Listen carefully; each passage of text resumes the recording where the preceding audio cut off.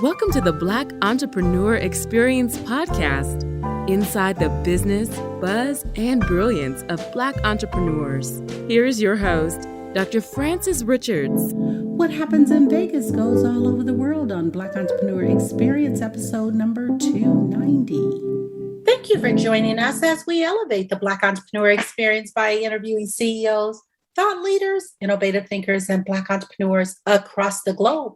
I'm your host, Dr. Frances Richards. How would you like to unlock your inner money guru, fall in love with your bank account, and live your best life? You don't want to miss the founder of Wealthy Money, personal finance coaching, and online course creator, Vangile Makwakwa. How are you? Sorry, can I say that again? So, please Vangile Makwakwa. I've given our audience such a brief bio. Why don't you fill in the gaps and share with our audience what you'd like them to know about you and your business? Oh, wow. So I help women of color heal ancestral money trauma so that they can fall in love with their bank accounts, increase income, and live their best lives. And also, I've lived in over 12 different countries and traveled to way more countries.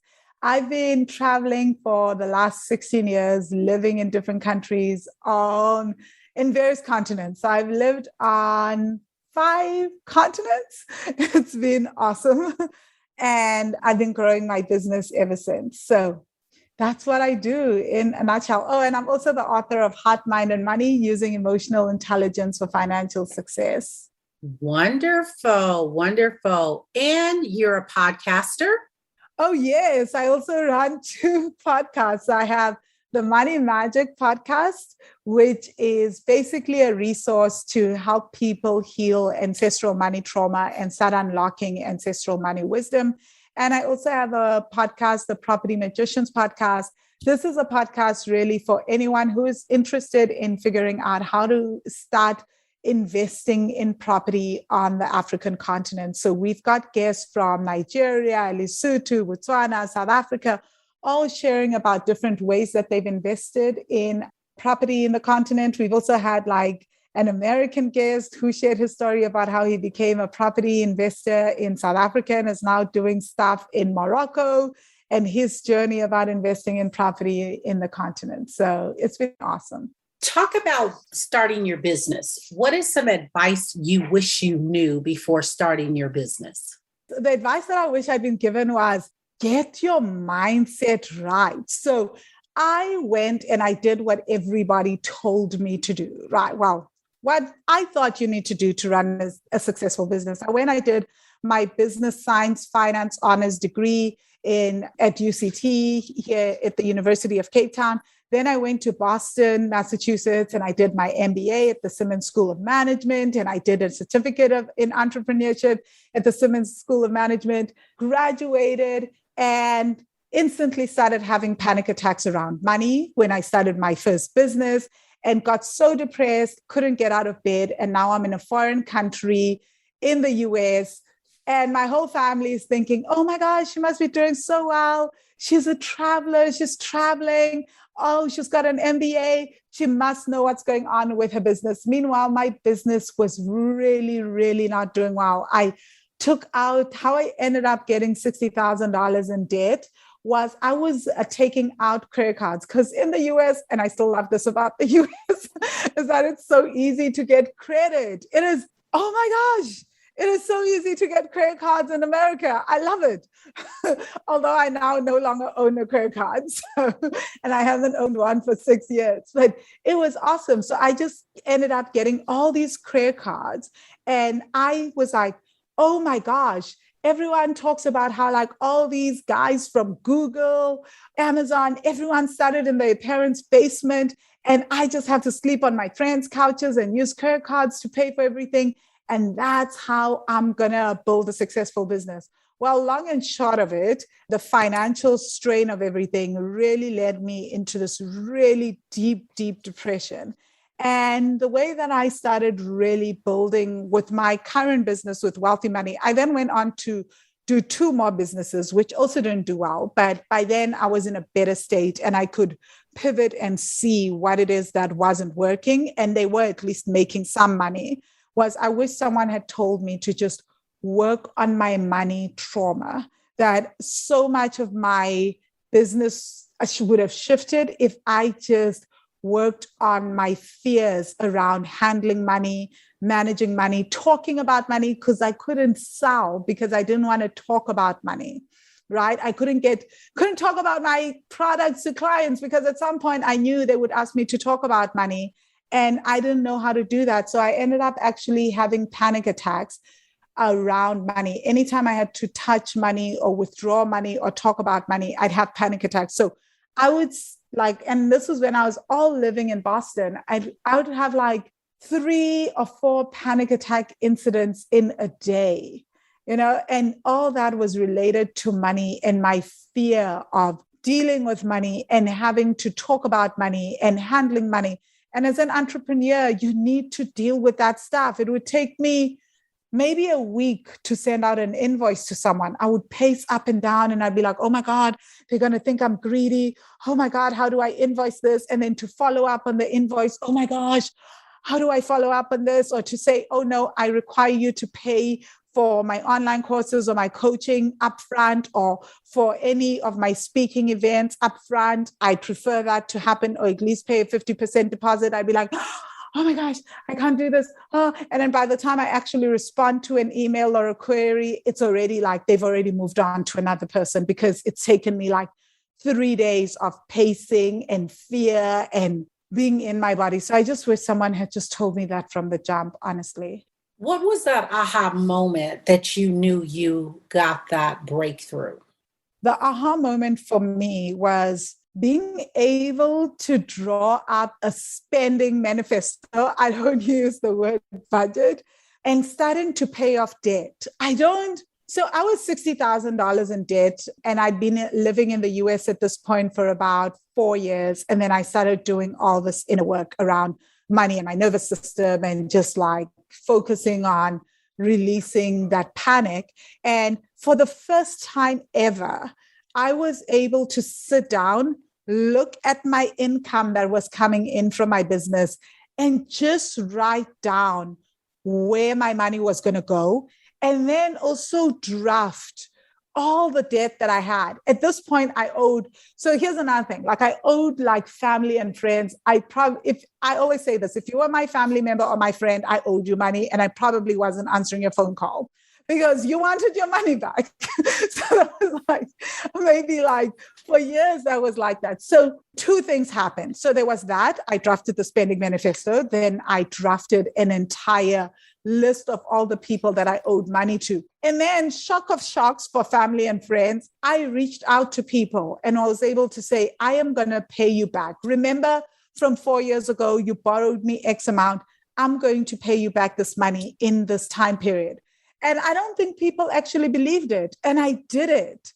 I started holding myself accountable financially to pay back money, to pay back the credit cards, to start saving and putting money aside. And that was for me the big breakthrough, just being able to do that, which I had never in my entire grown-up life been able to do.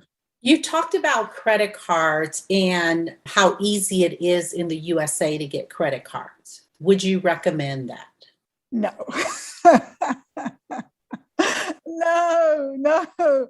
I've lived 6 years without a credit card, and I have traveled in the last 6 years. I have lived in at least 12 countries just in the last 6 years, not even counting the previous 6 years before that, or the previous 10 years before that, or whatever, however many years. But these 6 years have been absolutely incredible.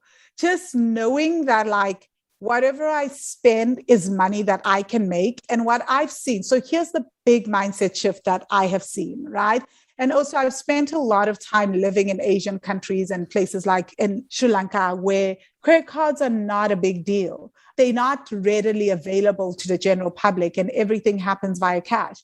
What I've learned is that when I was using credit cards, when I would run out of money, what would I do? I would think, oh, I'm running out of money. I'm just going to use my credit card. I'm just going to put it on my credit card. The big shift that I have seen, and I believe this is what has made me a better entrepreneur, is that because I don't have a credit card, I'm like, oh, I want to fly to this country. I want to have this experience, or I want to hire this person in my business. I don't think, how can I use credit cards? I literally sit down and I go, how can I make this money? I've made so many big investments in coaching. Like I've paid coaches like $20,000 to coach with them for 6 months. I've made huge investments in myself, and I've done all of that cash. And I've often had cash on hand to do things. I've even bought property in South Africa cash. And like, I just didn't have access. I didn't take on credit. And so it's been this insane mindset shift where I've been using it as an opportunity to challenge myself to say, is it really true that I need to take out a loan to do this? Is it really true? We were all taught, same, I think most people globally, South Africa for sure, that you take out a home loan to buy property. So I've literally started having to shift my thinking around how can I do this without credit, and it's led to some incredible innovations and innovative concepts, which we've talked about of this podcast even. And that has all come because I have been like, I'm not using credit anymore. I'm just using my creative abilities to make money. What is one innovation that you have discovered that you want to share? It's not, I don't know if it's an innovation, but I think for me, it's just like healing ancestral money trauma and using the power of the collective to reach your goals. So we were talking about the stock file that my property co-host, Dr. Miranda Mulatto, and I have started. And it's all just using the power of the collective. It's not an innovation at all what we're doing, right? So our grandparents and our great-grandparents and our great-great-grandparents, this is how they were able to build wealth and do things and educate our parents and send them to university in South Africa. It's just saying like, I only have X amount, right, in my savings, but you have X amount, you have X amount, you have X amount. And maybe we have a similar goal, which is that we want to buy property. We can pool our resources and be each other's banks. We can be each other's greatest resource. So I don't know if that's an innovation as much as a practice or a lifestyle, but yeah, I feel like just using the power of the collective to just achieve huge financial goals. That is awesome. And so when I think about that, I'm thinking of like, I know in California, co-ops are really big. Yeah. And that's the power of the collective. And it's interesting because I was having this conversation with someone in banking in the US, and we were talking about how some of the messiest challenges can be around real estate and death. Yes. And so, and property and death is just, and not to sound morbid, but just talking about when we're talking about the realities of life. I was thinking about that, where if you have someone that is living in a co-op, and let's say, for instance, we purchased a fourplex together. Yes. And the person passes away. Who inherits that unit? Well, I don't know about co-ops that much in the US, and I should, considering that I did my entire business degree there. But what I would say is start an LLC or start companies. So in South Africa, we'd call it a private company. In the US, it would be an LLC. Same thing, same difference, just different words. And then have the company own the co-op, and then you own the shares in the company. So when you pass on, your descendants get to own the shares in the company that then owns the property. That would be Okay, the so easiest yeah, thing. so I if I'm thinking and not, I don't know why I'm going down this, but I guess we would probably do in the US probably a B Corp.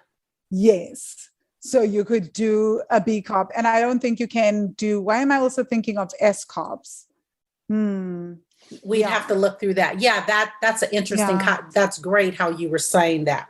Yes. So that's the best advice that I can do, because that's like literally the best thing when you're doing all that collective investing, right? Is that everyone then puts in and then you own a share, and you own a share of the co-op or of the property based on how much you have both put into the business. So, and it makes it easier when you have a company to do succession planning, because you just hand over the shares to your next of kin or whoever else you want to have that share in the property.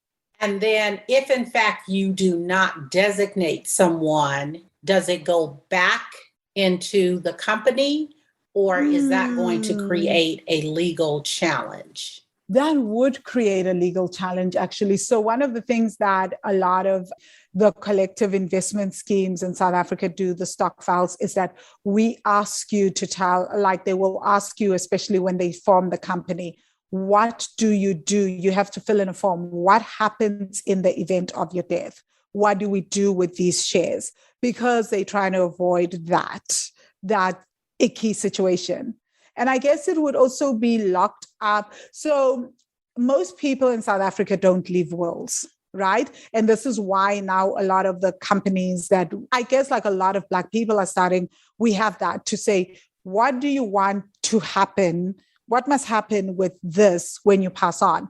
What has happened historically, and this has happened in my mom's family often, and I don't recommend it, is that because there is no will, then the family ends up fighting for whatever possessions are there. And what ends up happening, these are the kinds of things in South Africa that have broken families, completely broken them. And I assume it's the world over, because I've seen this happen in Asia, in various Asian countries as well, where someone is not leaving a will. So then you don't know who's going to inherit this. Who did you intend to inherit this share in this property or in the family business? And so what ends up happening is these huge fights, and families break apart when the person who had all this wealth passes on.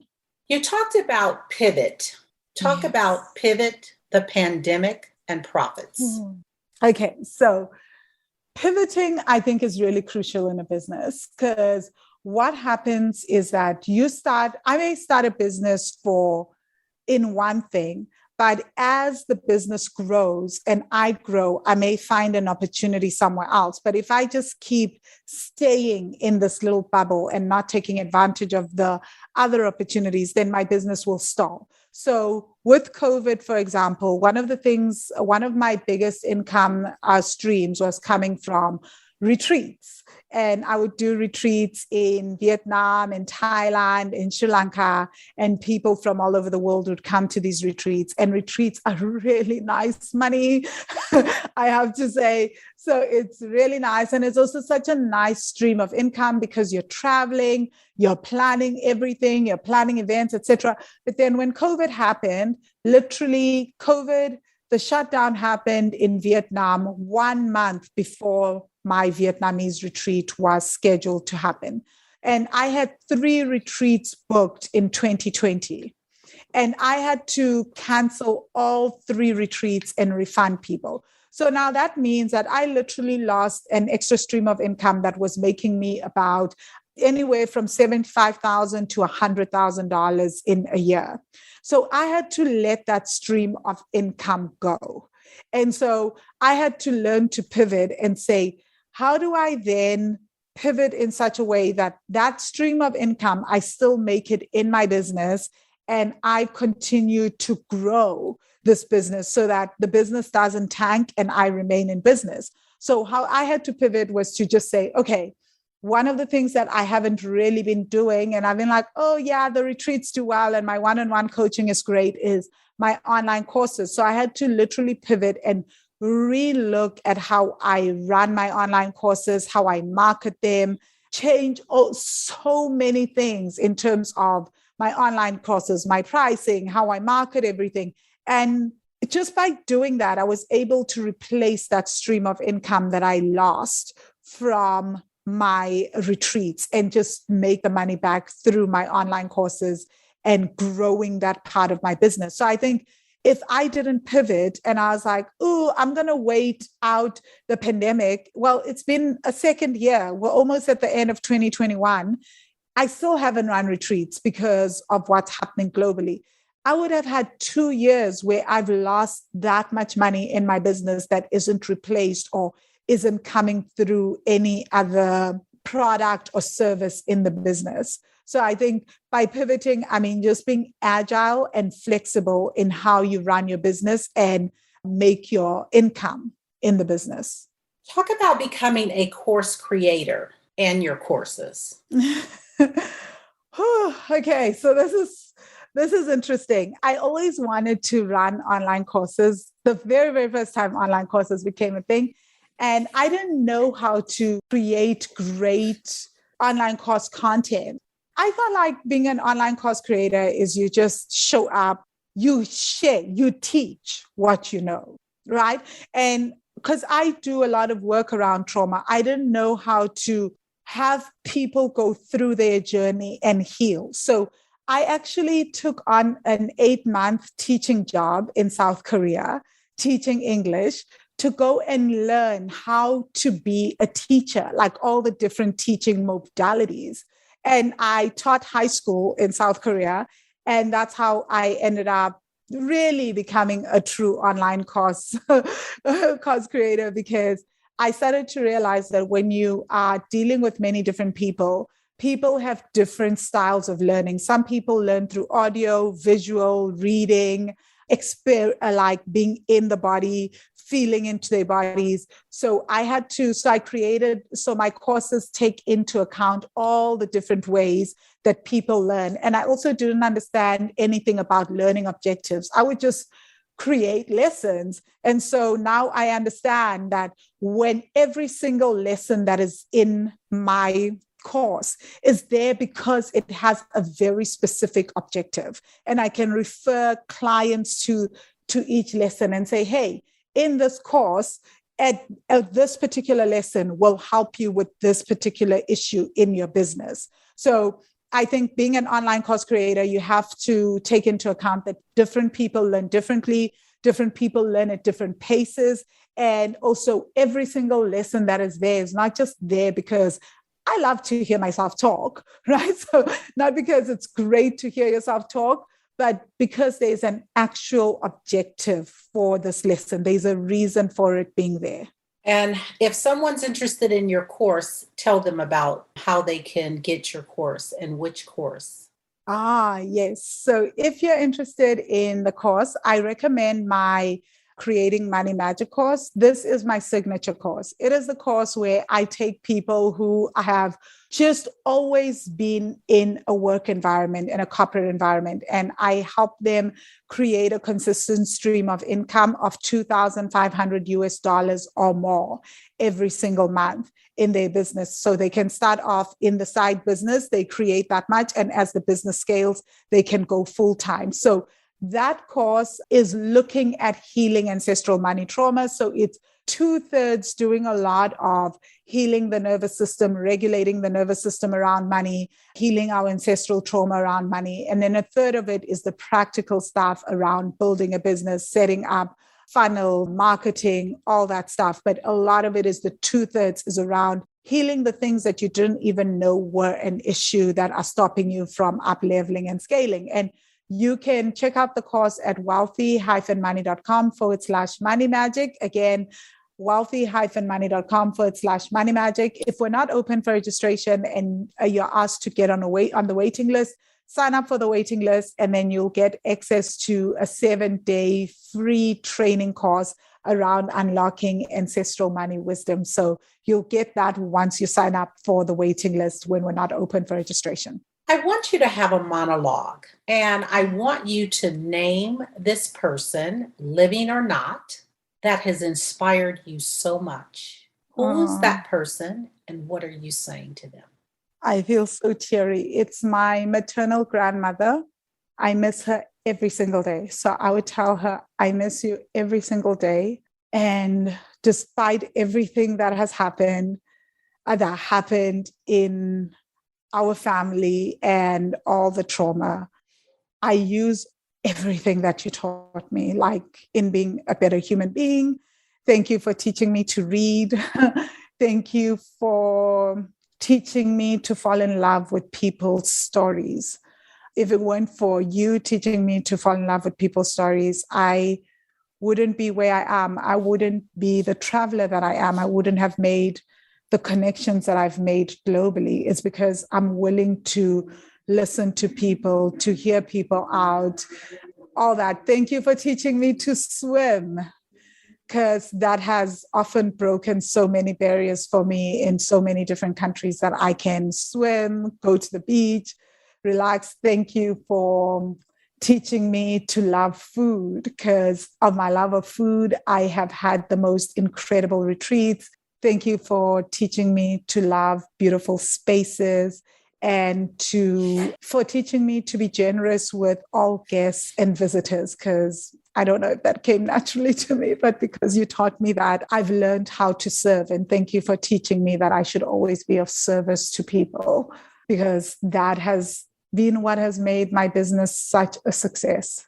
There are so many brands and businesses that are dominating. Talk about a brand or a business that's dominating that you admire and why.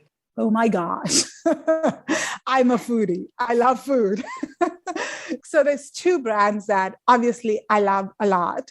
The first one is Uber and Uber Eats. I love how international it is, that I can land in South Africa and I've got my Uber app. I never have to think twice about how I'm going to get from one airport, from the airport in Joburg, or from the airport in Malaysia, or from the airport in Sri Lanka to whatever place I'm staying in, right?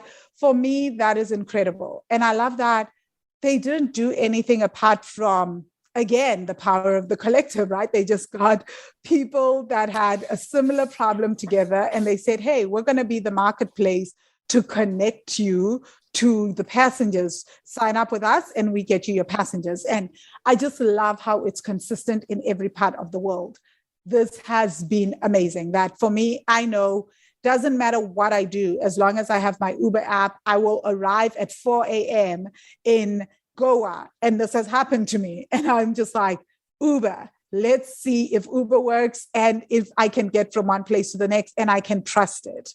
Right? It doesn't matter where you are. And also Airbnb, same thing. I feel like Airbnb has changed the travel industry. But not only that, it's like I've seen what Airbnb has done for so many property investors in South Africa. So what I love about Airbnb is it's given many people who wouldn't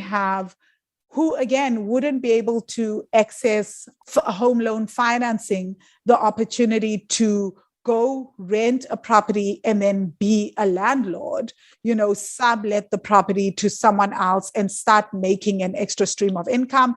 But also for someone like me, who's a traveler, how I've used Airbnb for years and I can always find an incredible place and have an incredible experience just based on where I am living. Right now, I've been in South Africa almost 6 months now, and I've only Airbnb'd. I'm not living with my family. I'm doing Airbnb in Cape Town. Before then, I was Airbnbing in Joburg, and before then, I Airbnb'd for a whole year in Sri Lanka. So I love it. It has made travel so easy. What problem exists in the world today that you'd like to solve? Unequal pay for women of color in particular. That is something that really upsets me, and that it's not just a problem that is out there. It's a problem that I face, that I know that just based on my gender and my skin color, I am often more likely to be underpaid, that I can be asked to do speaking events in different parts of the world. And I can learn that even though we're going to deliver speeches at the same event, that my white counterparts or my male counterparts are being paid a different fee to me. This is why I do the work that I do, to teach women of color how to consistently ask and negotiate for their own paychecks. Because I think that's another thing. We're not often taught how to do that. And then it becomes all sorts of scary, right? It's like my invoicing story all over again. It's like, oh my God, they'll think that I'm greedy, that I'm only about the money. Oh my gosh, if I do this. So that I think is a huge problem that I really, really work with. I don't just want to solve it, but I think like I'm knee deep in it. Talk to a younger you. What advice would you give to a younger you? Oh my gosh. Relax. It's going to be okay. Honestly, just relax. Just meditate. Find a meditation center. Go learn to meditate as soon as possible. I wish someone had told me that really early because I could get into my head. So I would say to her, just go and sit, feel into your emotions. Stop running from your emotions. There's nothing wrong with feeling as much as you feel. It is actually a superpower, so feel it, stop running, be still, you are okay. What have you not done in life that you dream about often that you would like to do? Okay, so I travel. Oh, yes, I'm writing a fiction novel. I'm writing a sci-fi novel. And that is what I'm dreaming of, is not to just be an author that writes nonfiction, which is great, but to also be fiction author. That is really, really my dream. I just want to write as a writer that is not classified as you write nonfiction or what. So I feel like moving into fiction is really my big, big dream. Talk about your why. Why do you do what you do? Because I think that I want Black women to know, women of color actually globally, to know that it is our divine right to be carefree Black girls. That's it.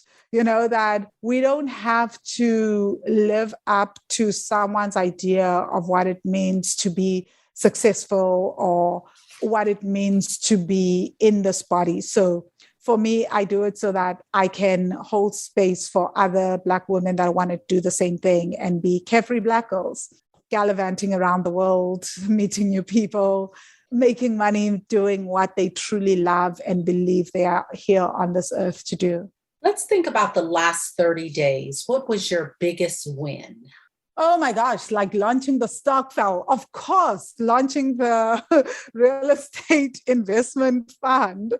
That was huge. I was scared. I'd never done that before. I've never done anything to do with funds, collective, investing, any of that. That is a win on its own. I do not even have to expand on that. That was massive. Getting everything in order, getting people on board. I was freaking scared that people would not invest, that people would be like, oh yeah, whatever, you're just a personal finance coach. Why should we really believe in this concept and the idea that you are going to that you're going to be able to start this property, a stock file and this property investing fund, that you'll be able to get other people on board. And now 3.5 weeks later, we've raised almost $20,000 without marketing, just organic, talking to my clients, etc. With my property co-host. It's been amazing. So huge win. I'm still celebrating that. I can't believe I even had to think about it. And congratulations. And how do you celebrate your wins?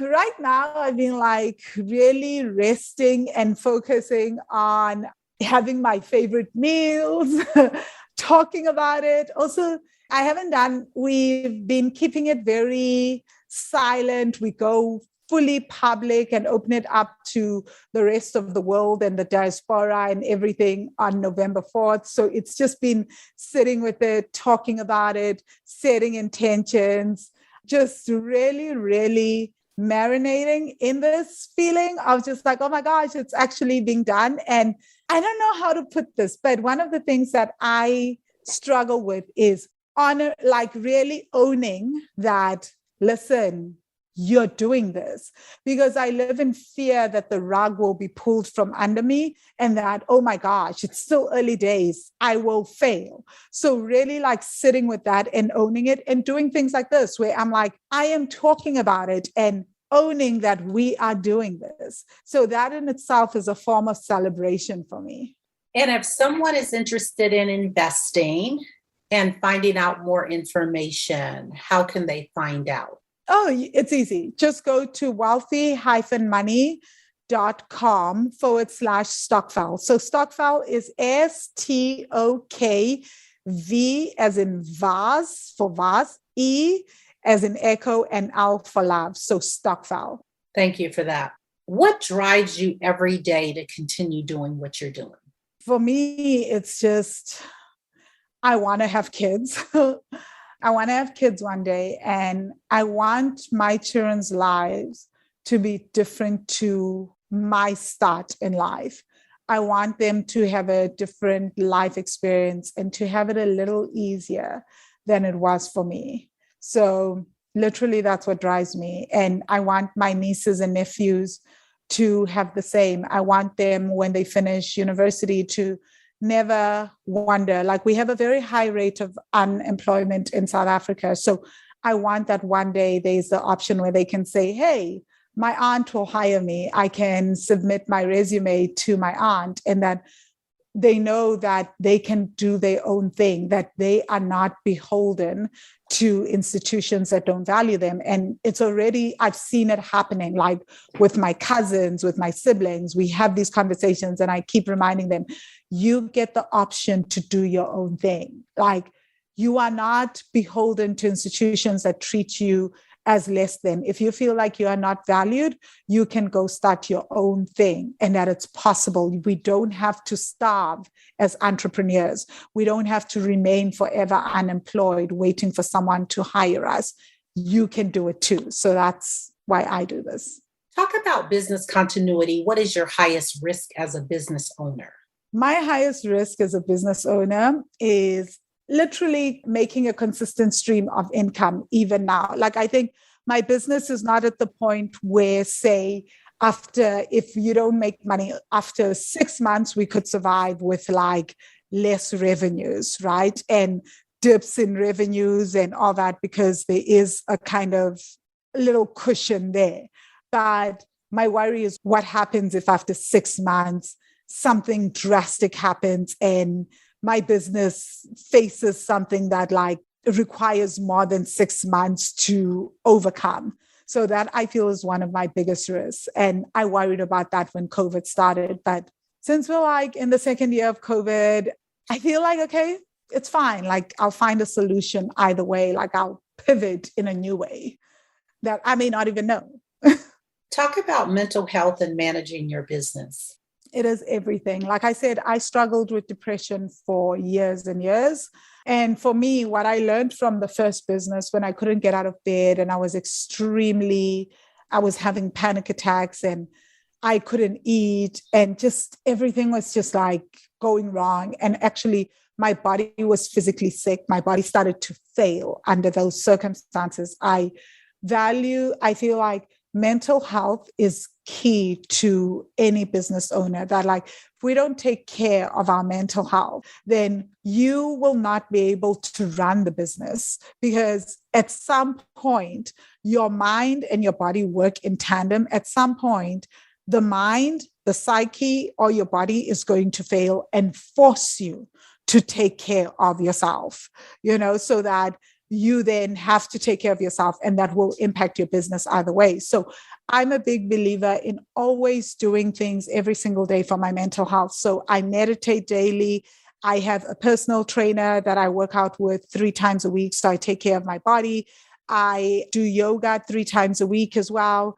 I believe in long hours of sleep and rest. That for me is key, and drinking lots of water, just because I have had the opposite of not taking care of my mental health and observing what that was like for me. And I say to people, like, it took me years and years, and I'm still working through that, even after 10 years of working on healing my digestive system because my anxiety levels were so high.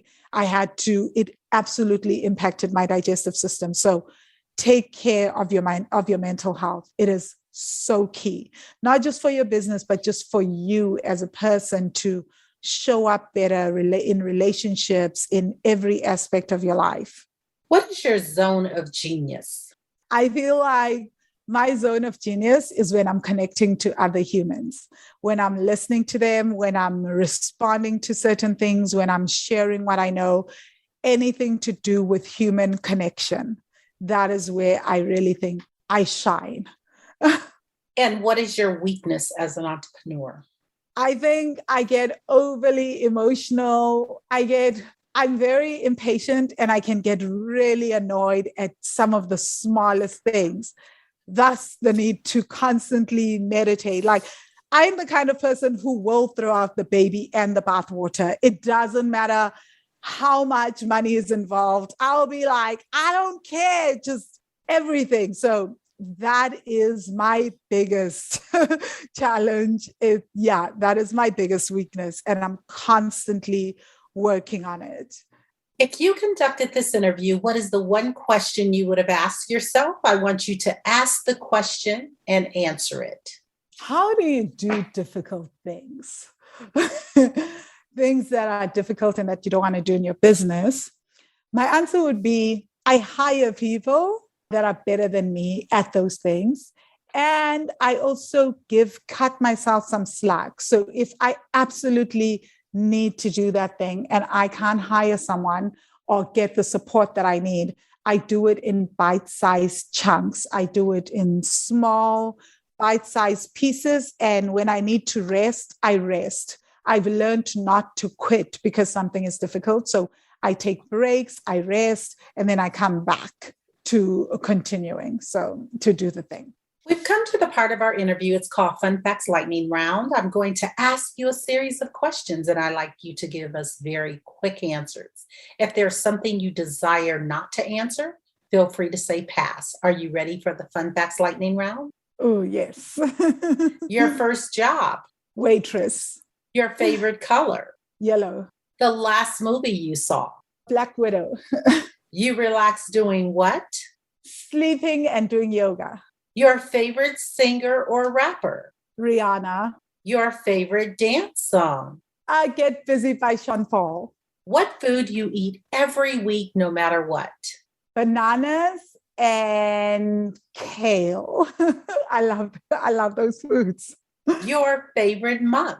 Depends where I am, but I'm going to say it's my birthday month, April. Work out or hit the couch? Workout. Ben Eli, thank you so much for joining us on Black Entrepreneur Experience Podcast. Before we let you go, we want you to give all your social media handles and share with our audience how they can connect with you and do business with you. And don't forget to tell them how they can connect with both of your podcasts. Awesome. Okay, so the easiest and simplest way to connect with me is go to wealthy-money.com. And on there, you'll find everything that you need to know about connecting with me. And for my podcast, just go to wealthy-money.com/podcasts. So like plural podcasts, you'll find all the links on there for the podcast. And then on social media, you can find me under Vangile Makwakwa on Instagram, LinkedIn, and Twitter. Again, Vangile Makwakwa.